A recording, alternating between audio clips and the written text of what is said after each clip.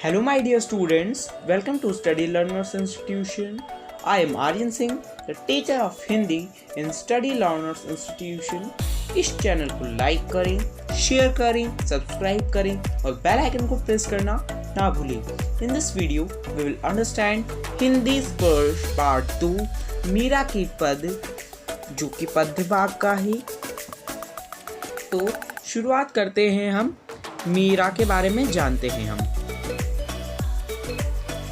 मीराबाई का जन्म जोधपुर के चोकड़ी मतलब कुड़की गांव में 1503 में हुआ माना जाता है. 13 वर्ष की उम्र में मेवाड़ के महाराणा सांगा के कुंवर भोजराज से उनका विवाह हुआ. उनका जीवन दुखों की छाया में ही बीता. बाल्यावस्था में ही माँ का देहांत हो गया था.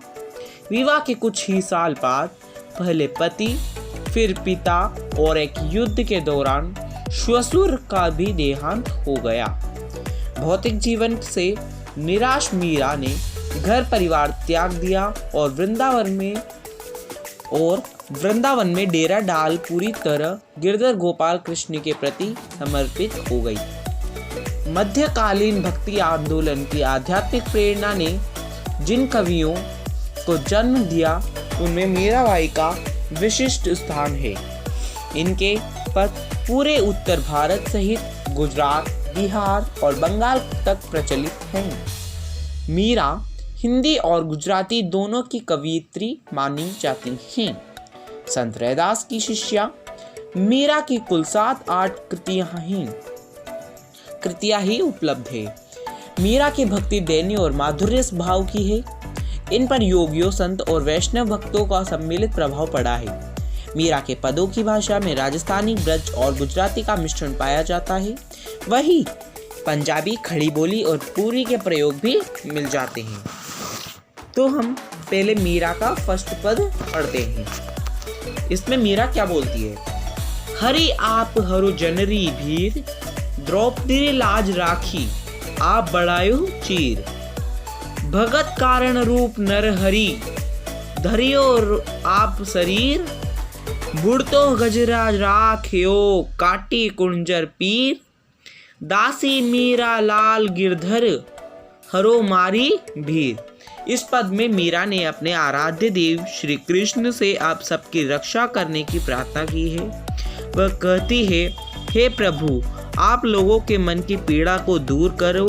जब दुशासन ने भरी सभा में द्रौपदी का चीर हरण करना चाहा, तब आपने वस्त्र बढ़ाकर उनकी रक्षा की.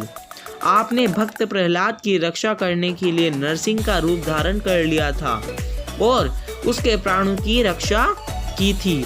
आपने डूबते गजराज को बचाया था. हाथी का कष्ट दूर करने के लिए मगरमच्छ को मारा था. मीराबाई तो गिरधर की दासी है, इसलिए उसकी पीड़ा को भी दूर कीजिए. मीरा अपने जीवन की सबसे बड़ी कामना भगवान की भक्ति में ही लीन होना बताती है.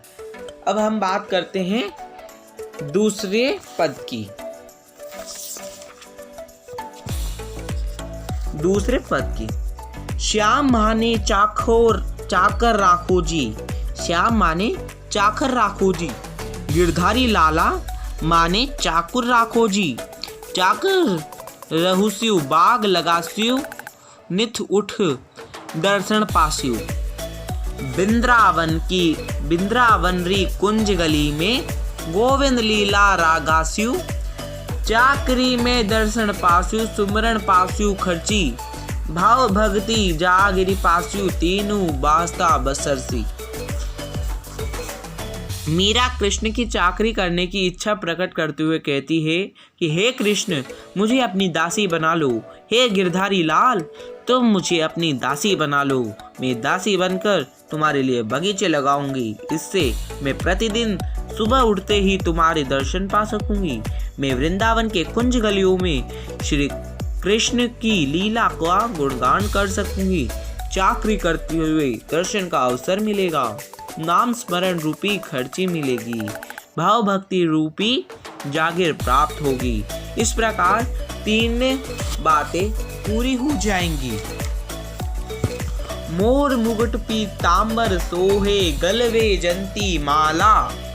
मोर मुकुट पीतांबर सोहे गलवे जंती माला। बिंद्रावन में धेनु चरावे मोहन मुरली वाला।